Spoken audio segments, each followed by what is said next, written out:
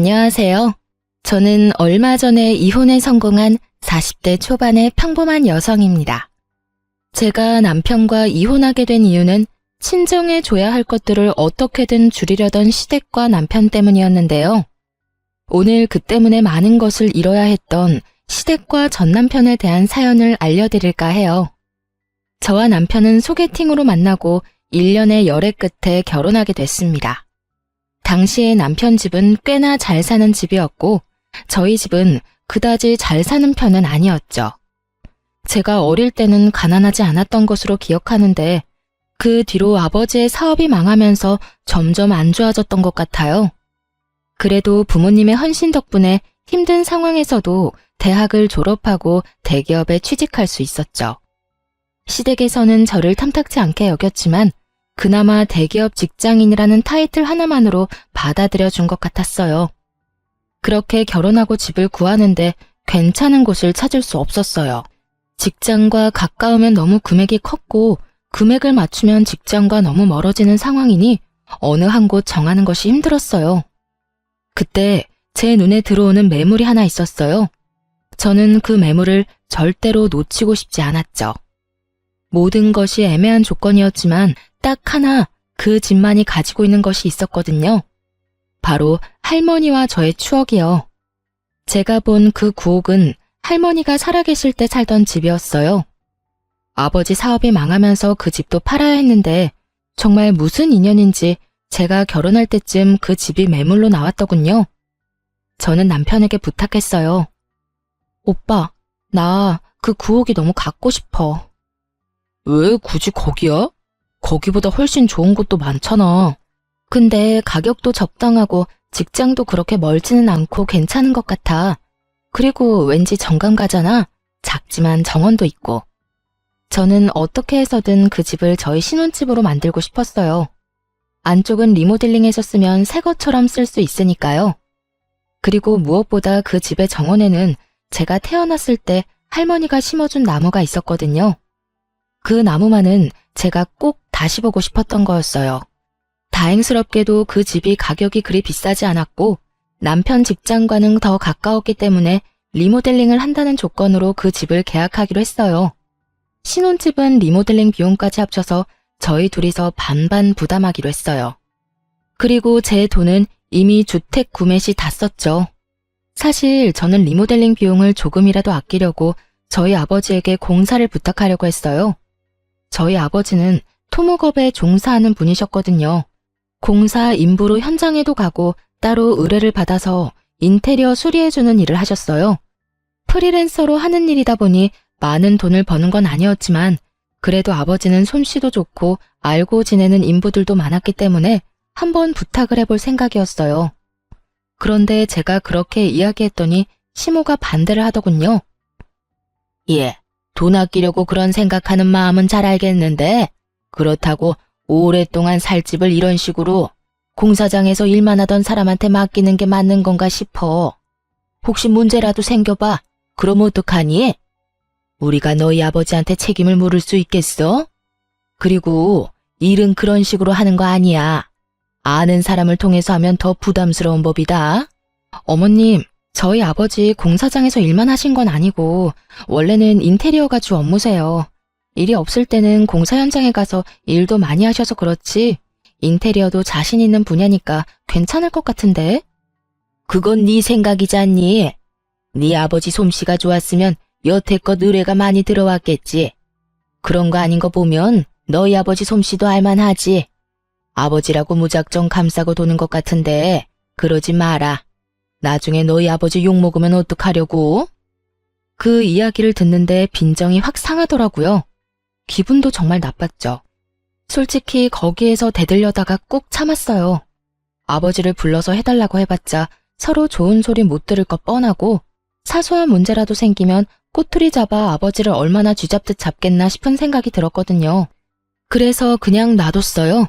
지들이 알아서 하게. 저야 그냥 굿이나 보고 떡이나 먹자 그런 생각이었죠. 그런데 흘러가는 상황이 묘했어요. 남편은 분명히 믿을 만한 곳이라며 의뢰를 했는데 그 다음부터 벌어지는 상황들이 정상적인 상황이 아니었거든요. 온 집안을 다 뜯어놓긴 뜯어놨는데 정리가 하나도 안 된 상태로 공사 대금을 입금하지 않으면 그 다음 과정으로 넘어갈 수 없다는 말만 하는 거예요. 제가 그래서 남편에게 말했어요. 여보, 그거 조심해야 돼. 돈 먼저 주면 절대 안 되고 고쳐주면 돈을 준다고 이야기해. 만약에 돈 줬다가 안 고쳐주고 그냥 도망가면 우리 돈 다 버리는 거야. 알지? 아, 걱정하지 마. 내가 알아서 할게. 귀찮은 듯 말하는 남편을 보며 괜찮겠지 하는 생각을 했어요. 남편이 그런 멍청한 짓을 하겠나 싶었죠. 그런데 한 달이 지나도록 공사는 여전한 상태였고 인부들은 아예 저희 집에 찾아오지도 않았어요. 그렇게 집이 방치되는 동안 남편이 하는 것이라고는 인테리어 회사에 전화하는 것뿐이었죠. 전화는 받지도 않았지만 끊임없이 전화를 하더군요. 그러더니 곧 눈물을 뚝뚝 흘리며 저에게 말하더라고요. 여보, 나 어떡해? 이 사람들 진짜 미쳤나 봐. 내가 돈을 줬는데도 공사를 안 해줘. 이제는 내가 전화해도 받아주질 않아. 아니, 왜 돈을 줘? 내가 돈 주지 말라고 했잖아. 돈을 안 주면 공사를 안 해준다는데 그럼 어떡해? 나도 어쩔 수 없이 준 거라고. 대체 얼마를 줬는데? 설마 리모델링 비용으로 쓸 돈 다 준 건 아니지? 그게 한 1,000만 원 정도 남았는데 지금 그게 문제가 아니야. 우리 집 사놓고도 못 들어가는 게 더 힘든 거지. 여보, 진짜 집 좀 어떻게 좀 해줘 봐봐. 장인어른한테 부탁하면 안 될까? 너무 걱정되더라고요. 진짜로 이사 들어갈 날짜를 못 맞출까 봐요. 그래서 결국 친정아버지를 부를 수밖에 없었어요. 아버지에게 미안하다고 얘기하고 어쩔 수 없이 중단된 공사를 부탁했죠. 역시 아버지를 통해 부탁하니 모든 일이 일사천리로 잘 풀렸어요. 그리고 결과적으로는 제가 딱 원했던 예쁜 내부가 완성되었죠. 그렇게 리모델링을 끝낸 후 시모의 요청에 의해 집들이를 하게 됐어요. 집에 온 어머님이 그러더군요. 이거 봐, 얼마나 예쁘게 잘 나왔니? 아는 사람이라고 아무한테 맡겼으면 나중에 어쩔 뻔했어. 내가 하라는 대로 하니까 더 낫지? 시모는 저를 흘겨보며 그런 식으로 이야기하더군요. 그 집이 저희 친정아버지가 리모델링 한 거라고는 상상조차 못하는 얼굴이었어요. 저는 속으로 너무 웃겼어요. 무시하던 저희 아버지가 한 리모델링에 감탄하며 칭찬하는 시모를 보는데 속이 어찌나 시원하던지. 그리고 그때 집들이 왔던 고모님이 칭찬을 하고 난리가 났어요. 질부, 너무 예쁘다. 집 어느 회사에서 했어? 우리 집도 이제 다 낡아서 리모델링 해야 되는데. 우리는 이제 곧 이사 가야 하는데 리모델링 하면 돈 더 많이 받을 수 있으니까 생각하고 있어. 정말로 어디서 한 거니? 가르쳐 줄 수 있어? 제가 미소만 지으며 가만히 있자 남편이 고모들을 향해 그렇게 말하더라고요. 이번에 우리 리모델링 우리 장인어른이 해주셨어. 업체 통해서 하는 것보다 더 잘 돼서 나도 기분 좋아. 정말? 너무 좋겠다. 역시 아는 사람 통해서 하면 깔끔하고 좋다니까. 혹시 연락처 가르쳐 줄 수 있니? 우리 집도 어떻게 좀 안 될까? 친정아버지의 솜씨를 찬양하는 고모들을 보며 시모는 깜짝 놀란 듯 하더군요. 아무 소리도 못하고 그 사이에서 입만 꾹 다물고 있더라고요. 옳게, 사돈댁 연락처 좀 알려줄 수 없어? 이렇게 솜씨 좋은 사돈 소개도 안 시켜주고 너무하네. 우리 저번에 리모델링 해야 한다고 말한 적 있잖아. 그때라도 얘기 좀 해주지 그랬어? 그랬으면 여태껏 발품 파는 일 없었을 텐데. 그러게요. 저도 우리 사돈댁이 이렇게 능력이 좋은지 몰랐네요. 아니 며느리가 매번 겸손하게 이야기해서 나는 또 이렇게 출중한지 모르고 고모들 눈에도 예뻐 보이는가 보네요. 그래, 내가 딱 원하는 인테리어가 이런 거였어. 너무 젊지도 않고 너무 나이 들어 보이지도 않고 딱 감각적으로. 그렇죠? 걱정 마세요. 제가 사돈한테 잘 말해서 예쁘게 잘해달라고 말을 해놓을게요. 저희 아버지를 공사장에서 일하는 인부 정도라고 생각하며 무시하던 시모 입에서 결국 친정아버지 칭찬하는 말이 입 밖으로 술술 나오더군요.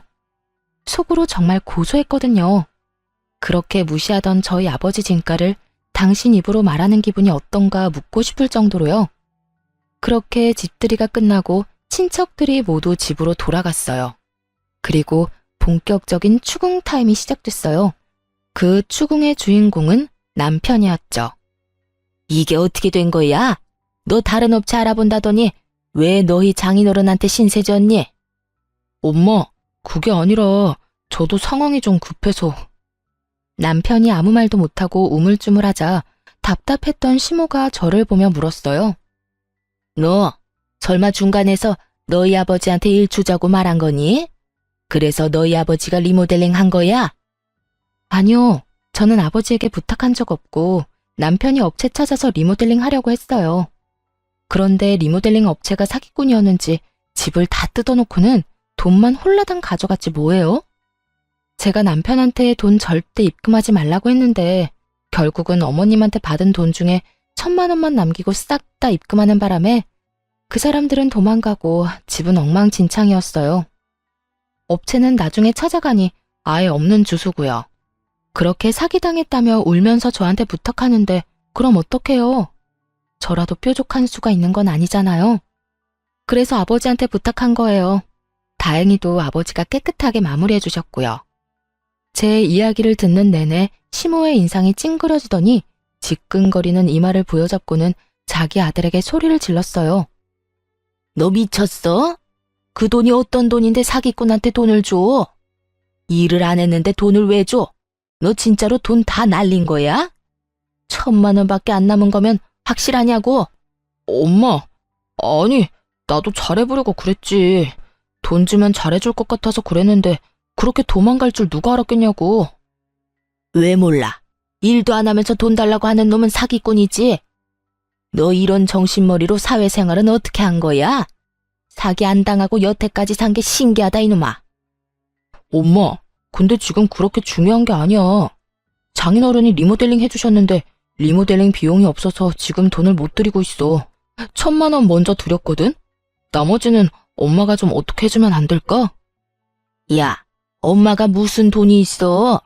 그리고 네가 사기당한 돈을 왜 나한테 와서 찾아? 엄마, 한 번만, 진짜 한 번만 부탁이야. 너 집 살 때도 엄마가 돈 빌려줬잖아. 그 돈 가져가고 이제 남는 거 없어. 시모가 제 눈치를 살짝 보고는 그렇게 이야기하더군요. 돈이 없다는 건 사실이 아니었을 거예요. 시부가 사업을 하는데 그 정도 돈이 없을 리는 없죠. 그런데 시모가 뜬금없이 금으로 가져가지 않겠냐고 묻더군요. 저는 일단 아버지한테 물어본다고 이야기했어요. 아버지는 금으로 받아도 상관없다고 하더군요. 그렇게 리모델링 비용의 차액을 금으로 받았어요. 알고 보니 시부모가 모아놓은 금이 좀 있었던 것 같더라고요. 대부분이 남편 어릴 때 받은 금반지, 금팔찌, 금목걸이 등이었죠. 언젠가 남편한테 줄 생각이었던 것 같은데 돈은 주기 좀 그렇고 대신해서 이거라도 넘길 생각이었던 것 같아요. 그 정도는 감안하기로 했어요. 사실 저희가 현금을 손해보는 거랑 마찬가지지만 아버지는 여의치 않았어요. 왜냐하면 우리 집 리모델링을 해준 뒤로 여러 군데서 아버지를 찾는 연락이 많이 왔거든요. 동네에서 리모델링 꼼꼼하고 잘해준다는 소문이 나서 바쁘게 일하기 시작했으니까요. 그렇게 저희 신혼집에 집들이는 무사히 끝났죠. 시부모가 저희 친정아버지에 대해 인식을 달리한 좋은 일이었기도 했죠. 그렇게 별일 없이 평범하게 시간이 지났죠. 그동안 시부모는 저희 부모님을 무시하는 행동은 보이지 않았어요. 그만큼 저희 아버지 실력이 동네에 소문이 나기 시작했거든요. 그렇게 결혼 3년 차쯤에 친정아버지에게 뜻밖의 연락이 왔어요. 딸, 안사돈이 연락 왔던데 지금 살고 있는 집 리모델링 하고 싶다고 말이다. 내가 해줘도 될까? 일단 너한테는 먼저 이야기해야 할 것 같아서. 저는 솔직히 속으로 깜짝 놀랐어요. 저희 집의 부탁은 절대로 안 할 줄 알았거든요. 그런데 저희 신혼집 상태를 보고 아무것도 모른다며 무시하던 저희 아버지를 찾은 걸 보니 이제야 친정아버지 진가를 알아챘나 싶어서 어깨가 으쓱하더라고요. 그럼 해드려도 되지. 아빠가 상담 잘해서 원하는 대로 잘 맞춰줘. 그런데 아빠 요즘 바쁘다고 하지 않았어? 바쁘기는 한데 그래도 네 시댁이잖아. 내가 좀 더 신경 써야지. 그런데 걱정은 안 돼? 혹시나 만에 하나라도 공사 잘못되면 진짜 아빠 물고 뜯을 사람들이거든. 나는 왜 이렇게 걱정되지? 괜찮아. 아빠가 애도 아니고 알아서 할 테니까 너는 너무 걱정 말고 있어. 그렇게 저의 작은 걱정을 뒤로하고 공사는 완벽하게 끝났어요. 시부모가 원하는 상을 맞추느라 기한이 좀 길어졌지만 그래도 굉장히 흡족할 만한 결과물이 나왔죠. 누구도 그걸 부정할 수는 없었어요. 시부모가 입이 귀에 걸릴 만큼 웃고 있었으니까요. 그런데 문제는 그 뒤에 터졌어요. 공사가 완료됐는데도 공사 대금을 안 주는 거예요. 공사 진행 중에 달라고 한 것도 아니고 공사가 다 완료된 뒤에 달라고 하는데도 계속 미루더군요. 결국 참다 못한 제가 시모에게 먼저 말했죠. 어머님, 저희 아버지 공사 대금은 언제쯤 받을 수 있을까요? 아버지만 일한 거면 상관없지만 함께 일한 아저씨들도 일한 만큼 돈은 가져가야 하잖아요. 그러니까 좀 기다리래도. 우리가 지금 돈이 없어. 너도 알잖니? 너희 시아버지 사업이 요새 좀 많이 힘든 거. 그럼 사업 힘들 때 리모델링은 왜 하셨는데요? 라는 말이 목구멍까지 치고 올라왔지만 일단 참았어요. 그리고 다시 되물었죠. 그러니까요. 아버님 사업 힘든 만큼 저희 아버지도 지금 힘들어요. 저희 아버지는 모르지만 다른 아저씨들은 아마 신고라도 해서 그 돈 당장 받으려고 하실 거예요. 어떡하실 거예요? 신고라는 무서운 단어에 시모도 한 발짝 물러서려는 건지 저한테 거래를 제안하더군요. 택도 없는 거래를요. 내가 공사대금 안 주겠다는 거 절대 아니야. 돈이 없으니 다른 걸로 줘도 괜찮을까? 이를테면 땅 같은 거. 내가 개인적으로 가지고 있는 땅이 있는데 그걸로 공사대금 치른 걸로 하면 좋을 것 같은데. 이참에 재테크한다 생각하고. 공사대금이 약 7천만 원이었거든요. 그런데 땅값이 7천이라는 건 그만큼 아주 작거나 쓸모없는 땅일 확률이 크다는 거잖아요. 땅값이야말로 여기저기 금액대가 다 다른데 게다가 혹시라도 그린벨트로 묶인 지역이면 개발도 안 되고 건축도 제대로 못하는데 받아봐야 소용도 없을 거고요. 저는 반대했어요. 어머님, 그건 좀 아니죠. 어디에 어떤 땅인지는 모르겠지만 그 정도면 서울이나 수도권은 아닐 테고 지방이라도 큰 평수는 아닐 거 아니에요. 그렇다면 산골 오지에 있는 땅이거나 임야 그린벨트 같은 곳일 텐데 제가 뭘 믿고 그 땅을 아버지한테 드려요? 제발 상식적으로 생각해서 말씀 좀 하세요. 여보, 잠시만 내 이야기 좀 들어봐. 내가 가봤는데 굉장히 괜찮은 땅이야. 강원도 깊은 곳에 있지만 경치도 좋고 진짜 나쁘지 않은 곳이라니까. 근처에 집도 몇 채 있어. 완전 오지는 아니고 전원주택 부지로도 좋고. 남편이 급히 시모를 변호하더군요. 남편도 그 땅이 어떤 땅인지 아는 모양이었어요. 저는 한 발짝 물러서기로 했죠. 주소 알려주세요. 제가 직접 알아볼게요. 그렇게 시모가 적어준 주소는 제대로 된 주소가 아니었어요. 근데 두 사람은 제가 바보라고 생각했나 봐요. 아님 그 정도의 상식도 없다고 생각했을까요? 어쨌든 제가 그 주소로 등기부등본을 뗄 거라고는 생각도 못했던 것 같더라고요. 그 주소로 등기부등본을 떼니 소유주가 시모가 아니었거든요. 분명히 주소를 잘못 적어준 게 분명해 보였어요. 그래서 어떻게 할까 하다가 남편 컴퓨터로 인터넷에 들어가서 내 토지 찾기를 찾아서 확인하기로 했어요. 시모에 공인인증서가 있어야 했지만 남편이 예전에 공인인증서 갱신해주고 남편 컴퓨터에 저장하는 것까지 옆에서 본 적 있거든요. 공인인증서 비번도 남편이 포스트잇으로 화면 옆에 딱 붙여놔서 바로 확인 가능했죠. 그렇게 시모 이름으로 된 땅을 하나 찾았는데 인터넷 지도로 확인해보고는 얼얼해진 뒷골을 어루만져야 했어요. 딱 봐도 강원도 산골 완전 오지인데다가 무엇보다 맹지였어요. 그 토지에 인접한 도로라고는 없었거든요. 이딴 땅을 7천만 원짜리 공사대금과 퉁치려는 시모에게 악감정만 드는 그때 순간 스치는 기억이 있었어요. 남편과 연애할 때 남편이 그런 말을 한 적이 있었거든요. 우리 어머니 얼마 전에 사기당했어. 몇 년을 알고 지내던 분이었는데 엄마한테 좋은 땅 있다면서 같이 보러 가서는 다른 좋은 땅 보여주고 실제로는 도로도 없는 맹지를 팔았더라고. 그것 때문에 지금 집에서는 난리야. 엄마가 그 쓸모도 없는 땅을 1억을 넘게 주고 사는 바람에. 아이고, 너희 어머니 힘드시겠다. 원래 속이려고 작정하면 어쩔 수 없댔어. 몇 년을 알고 지내면서 밑밥 갈 줄 누가 알았겠어? 오늘 들어가서 어머니 잘 위로해드려. 정말 제 기억력에 찬사를 보내주고 싶었죠. 찰나에 거기까지 생각이 떠오르더라고요. 괘씸한 생각이 먼저 들었어요. 시부모가 힘들게 사는 거면 몰라도 작지만 자기 이름으로 된 회사가 있고 집도 있고 다 있는데 왜 저희한테 이런 짓을 하나 싶었죠. 정말 속으로 5만 가지 생각이 다 들었어요. 그리고 결론은 그거였어요. 아직도 우리 집을 무시하는구나. 그래서 공사 대금을 온전히 주기 싫고 어떻게든 깎아내고 싶은 거구나. 그래도 지들이 싼 똥을 우리더러 치우도록 만드는 거구나. 거기까지 생각이 미치니 저도 더는 참고 있을 수는 없겠더라고요. 시댁으로 갔죠. 남편도 그쪽으로 오라고 했고요. 다들 모였을 때 제가 단도직입적으로 말했어요. 어머님이 주시겠다는 땅 제가 찾아봤어요. 산골 오지에 맹지던데요. 그런데 그거 예전에 부동산 사기당했을 때 뭣도 모르고 사신 땅 아니에요? 왜 그걸 저희한테 떠넘기려고 하시는 거예요? 저희가 그렇게 바보로 보여요? 거기까지 알아낼 줄은 몰랐는지 다들 당황하며 눈치만 보더군요. 당신 주소는 어떻게 알아낸 거야? 너랑 너희 집이 안 가르쳐주니까 내가 직접 알아봤지. 내 토지 찾기 하니까 나오던데. 뭐?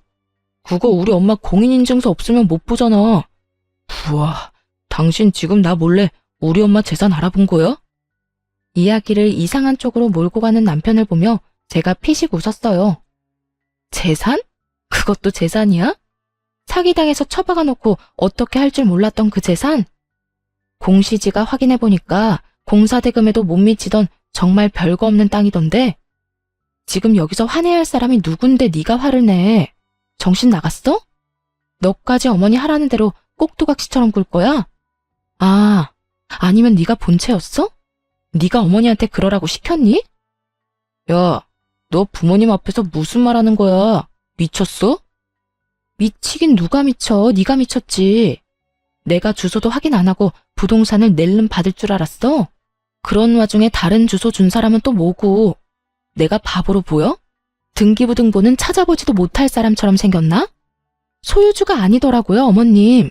할 말 없으세요? 그 땅 팔리지 않으니 그 가격이라도 저희한테 던지고 싶었던 거죠? 말씀해 보세요. 그래, 그랬다. 그런데 그게 뭐? 공사대금 줄 돈은 없고 대금은 내야 하니 내가 생각한 절충안으로 꺼낸 말이야. 주소는 내가 잘못 찍어준 거고. 그리고 너는 애가 은혜도 모르고 이 시어미를 이렇게 못살게 굴 수가 있니? 막말로 너희 아버지 우리 덕분에 일거리 많아진 거 아니니? 그 정도로 의뢰 많이 받았으면 우리 집 공사 정도는 공짜로 해줘도 되는 거 아니냐고. 그게 왜 어머님 덕분이에요? 저희 아버지가 솜씨가 좋아서 일이 많이 들어온 걸, 그리고 생색내는 거 부끄럽지도 않으세요? 저희 아버지가 우리 신혼집 리모델링 해주겠다고 했을 때 절대 안 된다며 막은 사람이 누군데. 그래놓고 뭐요? 우리 덕분? 바보 같은 남편 덕분이겠죠. 등신같이 사기만 안 당했으면 저희 아버지가 뒷수습해줄 일도 없었을 테니까. 야, 너 무슨 말을 그렇게 해? 나 지금 무시하는 거지? 우와, 이런 식으로 나오면 나도 못 참아. 그리고 우리 집이 돈 떼먹는 데어? 준댔잖아. 돈 없으니까 땅으로. 그 땅이 없는 땅도 아니고 실제로 있는 땅이야. 돈도 우리 팔려는 것보다 더 비싸게 주고 산 땅이고. 사기당했으니까 그렇지. 지금 네 말은 우리더러 너희 엄마가 싼 똥이나 치우라는 거잖아, 이 나쁜 놈아. 뭐? 똥을 치워? 야, 너 말 그따위로밖에 못해? 그래, 못한다. 그게 진실인데 뭘 어떡하겠어? 왜? 한 대 치고 싶어? 쳐! 치고 나도 편해져 보자, 어? 적반하장으로 나오던 시부모와 남편은 막 나가는 저를 보며 어이없는 표정을 짓더니 남편이 이내 그러더군요. 네가 이렇게까지 비이성적이고 감정적인 인간인 줄 몰랐어. 우리 이혼하자. 어차피 애도 없는데 잘 됐지 뭐. 그리고 엄마가 이번 리모델링 끝나면 더는 너 쓸모도 없으니까 이혼하라고 했거든? 내가 그렇게까지 할 생각은 없었는데 엄마 말이 옳았던 것 같다. 이혼해. 아, 벌써 이야기가 그렇게 다 된 거였어? 그러니까 그딴 땅도 땅이라고 넘기겠다고 하지. 피치, 내가 너 용서할 줄 알아? 공사대금 죽을 때까지 너 괴롭혀서라도 다 받아낼 거야. 한 푼도 남김없이 탈탈. 그러든지 말든지. 우리는 돈 없어. 공사대금 받아가고 싶으면 돈 생길 때까지 기다리든지 아니면 그 땅으로 가져가. 그거 아니고는 타협 없어. 왜 돈이 없어? 네가 주면 되지. 우리 신혼집 나한테 넘기고 가. 내가 차액 줄게. 그럼 되지? 그건 못 주지. 집값이 어떻게 될 줄 알고. 머리 쓰려는 것 같은데 그건 안 돼. 재산 분할하더라도 그 집은 내가 가질 거야. 너랑 내가 반반 냈으니 내가 시세에 반 떼주면 되는 거잖아. 남편분이 무슨 생각인지 빤하더군요. 그 집은 9억이지만 안쪽 리모델링이 잘 돼서 저희가 샀던 가격보다는 더 비싸게 팔 수도 있게 됐거든요. 솔직히 그 집을 뺏기고 싶지는 않았어요. 왜냐면 그 집이 예전에 저희 할머니가 살던 집이었고 제가 태어났을 때 심었던 나무가 그대로 자라고 있었거든요.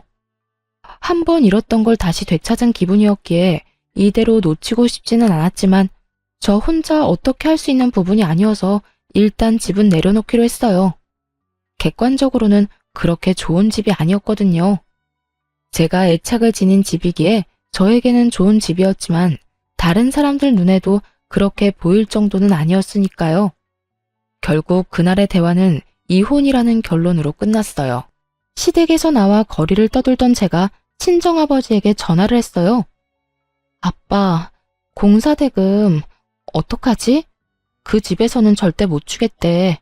땅으로 받아가라는데 내가 알아보니까 진짜 쓸모라고는 하나도 없는 땅이더라고. 그래? 일단 주소 좀 보내줘봐. 아빠가 한번 알아볼게. 그렇게 이틀이 지났을 때 아버지에게 다시 전화가 왔어요. 그런데 제 생각과 다른 말을 하더군요. 돈으로 줄 생각 없다고 하면 그냥 포기한 척 땅으로 받아. 대신 공시지가로 쳐서 받을 거니까 공사대금에 못 미치는 나머지 2천만 원은 현금으로 달라고 하고. 그 땅 산다고? 아빠, 잘 생각해봐. 그거 진짜 쓸모없는 땅이라니까. 괜찮아, 걱정하지 말고 사. 그 집 사람들 은근히 욕심은 많은데 선택을 잘 못하더라고. 친정아버지가 하는 말을 저는 못 알아듣겠더라고요. 그렇지만 아버지가 그렇게 하겠다는데 제가 뭘 어쩌겠어요. 그냥 그렇게 그 땅을 받기로 하고 이혼했죠. 역시 애가 없어서 그런지 이혼은 순식간에 되더군요. 재산 분할을 했는데 집값을 나눠야 했거든요. 어차피 돈 반반 주고 들어갔으니 반은 저한테 줘야 했는데 그 돈이 없는지 남편이 그 집을 담보대출로 잡아서 저한테 2억을 떼주더군요. 위자료도 조금이지만 가져올 수 있었고요. 그리고 공사대금 2천만 원과 그 땅도 저희 쪽으로 소유권 이전이 됐어요. 사실 처음에는 이걸로 뭘 해야 하나 막막했거든요. 땅 받을 때 아버지가 제 이름으로 받으라고 해서 일단 그렇게 받았는데 아버지는 그냥 때가 될 때까지 가지고 있으라고만 했어요. 저는 2억과 위자료를 가지고 도시 외곽 쪽에 작은 전세를 얻었어요. 그렇게 계속 일만 하느라 공사대금 대신 받은 땅은 1년 넘도록 신경도 쓰지 못했거든요. 그런데 하루는 저한테 전화가 왔어요. 안녕하세요. 강원도에 땅 가지고 있으시죠? 저는 그쪽 분 땅이랑 맞닿아 있는 땅을 가진 사람인데요. 잠깐 드릴 말씀이 있는데 언제 시간 괜찮으세요? 강원도 땅이라는 말을 듣자마자 알겠다고 하고는 아버지와 함께 나가서 이야기를 들었어요. 저희가 1년 전에 그 땅 사서 펜션을 올렸거든요. 생각보다 장사가 잘 돼서 옆에 있는 땅도 사서 건물을 하나 더 올리고 싶어서 연락드렸어요. 땅을 사고 싶은데 혹시 괜찮을까요? 그 사진부터 좀 볼 수 있을까요? 저희 땅이 맞는지 확인도 좀 하고 펜션이 어떻게 돼 있는지도 보고 싶거든요. 그 사람이 보여준 사진에는 기존에는 없었던 도로가 들어서 있었어요. 게다가 펜션도 생각했던 것보다 더 고급스러워 보였고요. 아버지가 물었죠. 그러면 평당 얼마 정도로 생각하고 있는지 알 수 있을까요? 그 사람이 말한 금액은 우리가 산 땅값의 무려 4배였어요. 물론 4배라도 엄청 큰 금액은 아니었죠. 원래 워낙 헐값이었던 땅이었으니까요. 사실 땅 사고 나서 조경사였던 오빠가 그곳에서 여러 가지 식물들을 심어 예쁘게 꾸며놓고 한쪽 구석에 하우스처럼 식물 재배도 하고 있긴 했죠. 그거 보고 마음이 가신 모양이더라고요. 그 조경을 그대로 갖다 쓸 수 있지 않겠나 하는 생각도 한 것 같더라고요. 게다가 도로가 생겨서 맹지가 아닌 게 되고 여러모로 효용성이 높아지면서 상대 쪽도 그만큼 가격을 책정한 거였어요. 아버지와 저는 내색은 하지 않고 조용히 고개를 끄덕였죠. 이번이 아니면 기회가 없다는 생각으로 그렇게 팔기로 결정했어요. 시모가 헐값에 넘겼던 공사 대금이 4배로 돌아오게 됐죠. 게다가 호재는 더 있었어요. 당시에 우리 아버지가 저희 신혼집 공사를 해줬잖아요.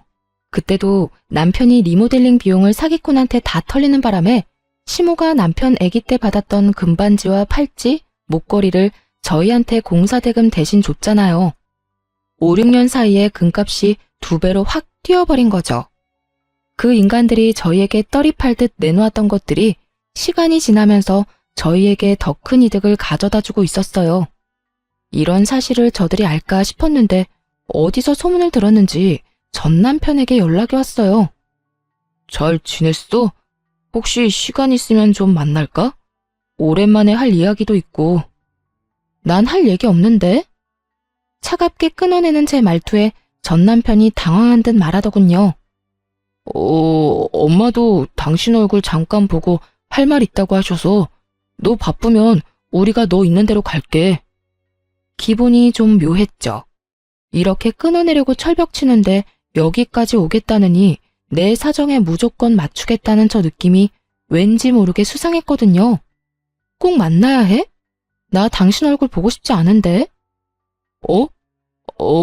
줄 것도 있으니까 만나야 하지 않을까? 뭔진 몰라도 준다는데 안 나갈 순 없었죠. 혹시 그 집에 뭘 두고 왔나 하는 생각까지 들었으니까요. 그래서 만나러 갔는데 대뜸 탁자 위에 올린 건 돈이었어요. 이거 뭐야? 이거 장인어른 당신 아버지가 우리 엄마네 공사해주고 받아야 했던 공사대금이야. 나 다 받았는데? 왜 돈을 또 줘? 이거 받고 그 땅 다시 돌려주면 안 될까? 저는 웃음이 피식 나오더라고요. 그 땅이 얼마나 유용해졌는지 이제야 그쪽 집안 귀에 들어간 게 분명해 보였어요. 옆에 앉은 시모 얼굴에 가짜 미소가 걸려있는 것만 봐도 그 땅이 얼마나 갖고 싶은지 눈에 보였죠. 저는 그 돈이 든 종이 가방으로 남편 쪽으로 밀었어요. 그 땅 소유권 이전된 지 1년 넘었고 얼마 전에 다른 사람한테 이미 팔았어. 그 옆에 펜션 한다는 집이 잘 돼서 부지 확장한다고 나한테 연락 왔던데 팔라고. 그래서 팔았어. 팔았다는 제 말에 시모와 전 남편이 자리에서 벌떡 일어나더니 저를 추궁하더군요. 너 미쳤니? 그걸 어떻게 팔 생각을 해? 뭐? 그걸 팔면 어떡해? 네가 뭔 상관이야. 내가 내 땅 판다는데. 너 나랑 이혼한 거 잊었어? 너랑 나는 엄연히 남남이라고. 돈값 못할 줄 알았더니 4배로 팔릴 줄 누가 알았겠어? 하긴 우리가 예쁘게 꾸며놓기도 했지. 그러니 돈을 그만큼 쳐준 게 아닐까 싶네. 4배? 이번에는 시모가 금액 이야기를 듣고 그 자리에 주르륵 주저앉더군요. 안 된다. 안 돼. 그 땅 다시 돌려줘, 응? 제발 돌려줘. 내가 그걸 얼마에 샀는데 내가 너한테 헐값에 넘긴 거야. 1억을 넘게 주고 산 땅을 왜 팔아?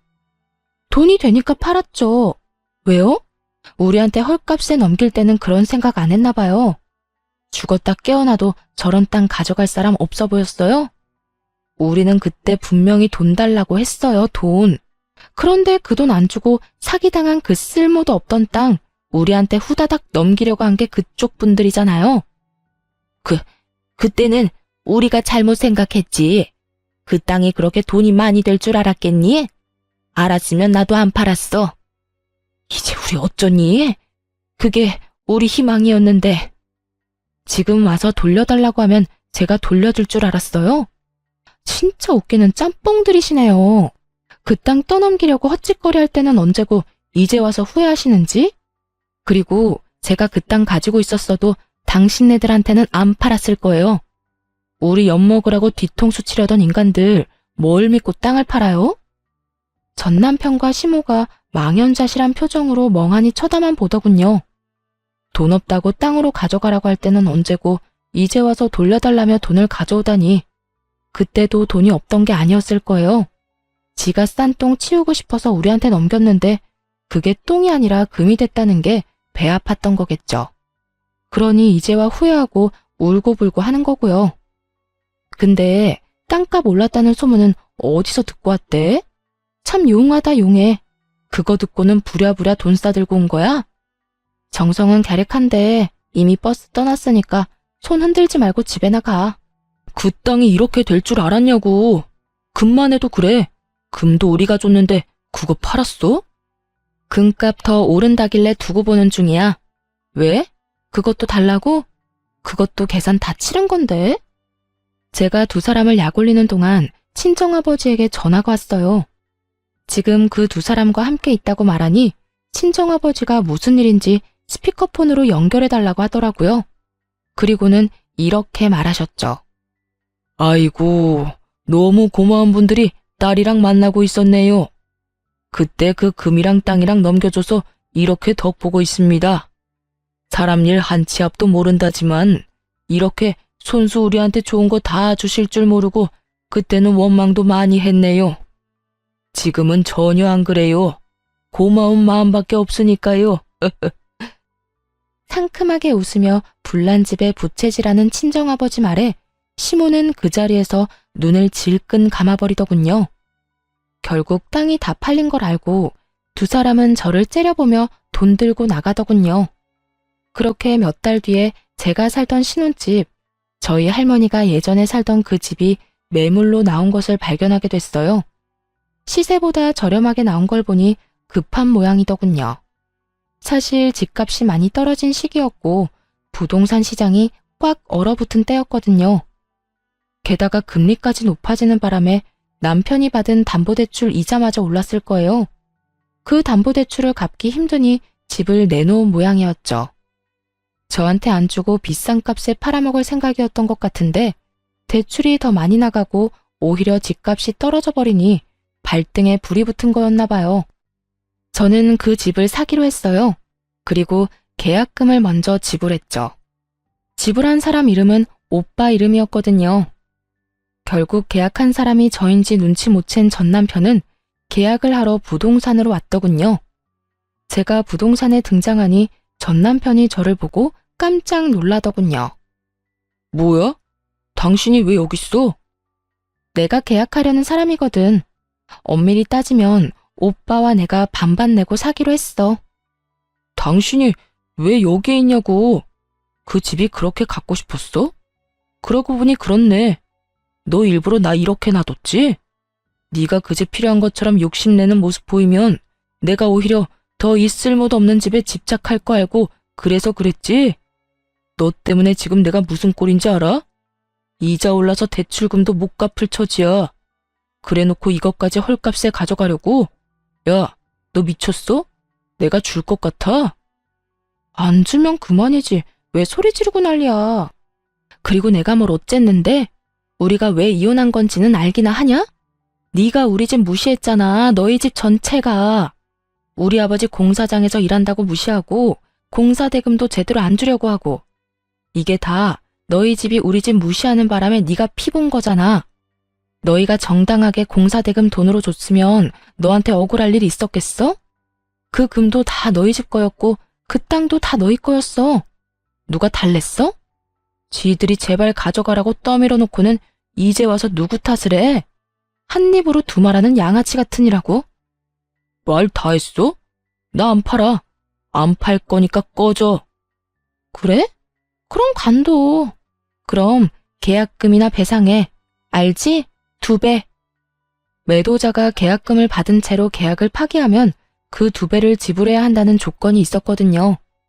결국 전 남편이 씩씩대며 제게 그 돈의 2배를 돌려줬죠. 그렇지만 제가 그 집을 포기한 건 아니었어요. 계속 주시하고 있었죠. 결국 제가 원하던 연락이 왔더라고요. 아직 그 집 살 생각 있어? 생각보다 집이 안 팔리니 똥줄이 탄 모양이었어요. 하긴 아파트도 아닌 구옥에 외관도 허름했으니 그렇게 쉽게 팔릴 리가 없었죠. 내가 굳이? 그런 짓을 왜 해야 하는데? 이미 한 번 엎질러진 계약인데 너 그때 죽어도 안 판다고 하지 않았어?